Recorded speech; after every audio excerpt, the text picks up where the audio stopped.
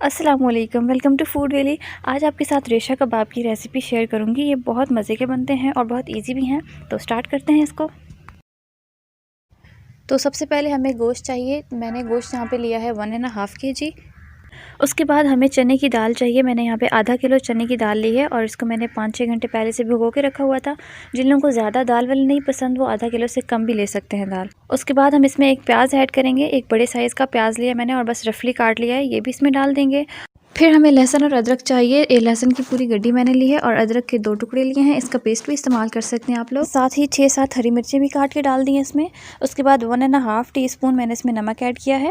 1 table spoon اس میں جائے گا ثابت دھنیا اور 3 ٹیبل اسپون اس میں جائیں گے چلی فلیکس، کوٹی ہوئی لال مرچیں۔ اس کے بعد ہمیں چاہیے گرم مسالے۔ 2 ٹیبل اسپون میں نے لیا ہے زیرہ، 2 ٹکڑے دار چینی کے، 3 بڑی الائچی اور 1 ٹی اسپون کے برابر لونگ ہیں اور 1 ٹیبل اسپون کالی مرچیں، یہ سب ڈال دیا اس میں۔ اب ہم نے اس میں پانی ڈالنا ہے، تو میں نے یہاں پہ تقریباً 3 لیٹر پانی اس میں ایڈ کیا ہے۔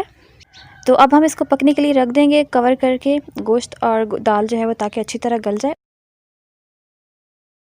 اب دیکھیں یہ گوشت اور دال گل چکا ہے، لیکن میں نے دال تھوڑی زیادہ کوانٹٹی میں لی ہے، اس لیے اس کا پانی خشک ہونے میں تھوڑا سا ٹائم لگ رہا ہے۔ لیکن ابھی ہم اسے اور پکائیں گے۔ جب یہ بالکل خشک ہو جائے گا اس کا پانی، تو پھر ہم اپنا اگلا سٹیپ کریں گے۔ یہ دیکھیں اب بالکل خشک ہو چکا ہے پانی، تو بس اب ہم نے چولہا بند کر لینا ہے۔ اس کو ہم نے چولہے سے ہٹا لیا ہے۔ اب ہم نے اس میں جو تھوڑی تھوڑی بوٹیاں رہ گئی ہیں اس کو پیسنا ہے بہت اچھی طرح، اور ثابت گرم مسالے بھی ہیں وہ بھی پیسنے ہیں۔ تو اس کے لیے آپ لوگ چاپر بھی یوز کر سکتے ہیں۔ میں یہ جس میں چٹنی بناتے ہیں اس کا استعمال کر رہی ہوں۔ اس میں تھوڑا تھوڑا مکسچر ڈال کے اس کو پیس لیں گے، اچھی طرح اس کو پیس لینا ہے۔ چاپر میں بھی یہ کام آسانی سے ہو سکتا ہے، لیکن میں یہی یوز کر رہی ہوں، تو آپ لوگوں کو جو آسانی لگے آپ لوگ وہی طریقہ استعمال کریں۔ تو بس اس طرح تھوڑا تھوڑا کر کے سارا مکسچر پیس لیں گے اور ایک بال میں ٹرانسفر کر لیں گے۔ اب ہم لوگوں کو چاہیے ہوگا ایک پیاز، ایک بڑے سائز کا پیاز لیں گے اور باریک کاٹیے گا پیاز کو، وہ اچھا لگتا ہے، وہ اس میں شامل کر دیں گے۔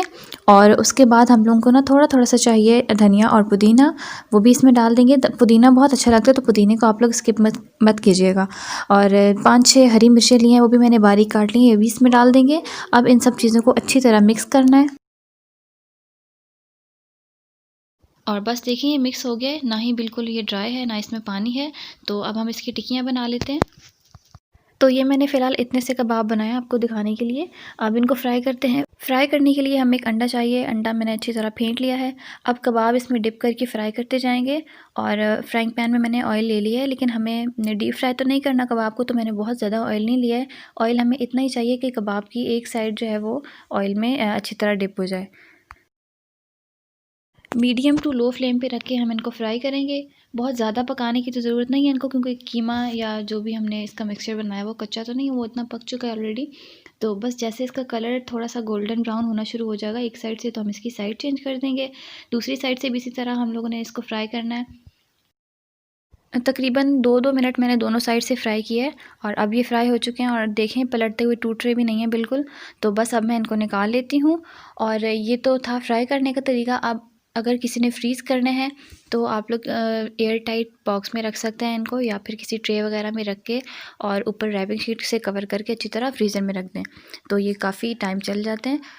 اور یہ ہمارے بیف ریشہ کباب تیار ہو چکے ہیں۔ اب میں آپ کو توڑ کے دکھاتی ہوں کہ اس میں کس طرح کے ریشے ہیں اور یہ کتنا سافٹ ہے۔ یہ دیکھیں کتنا مزے کا اس کا ٹیکسچر لگ رہا ہے۔ یہ ریسیپی ٹرائی کرنے والی ہے، آپ اس کو ضرور ٹرائی کیجیے گا۔ اور اب ملیں گے نیکسٹ ویڈیو میں، تب تک کے لیے اپنا بہت سارا خیال رکھیں۔ اللہ حافظ۔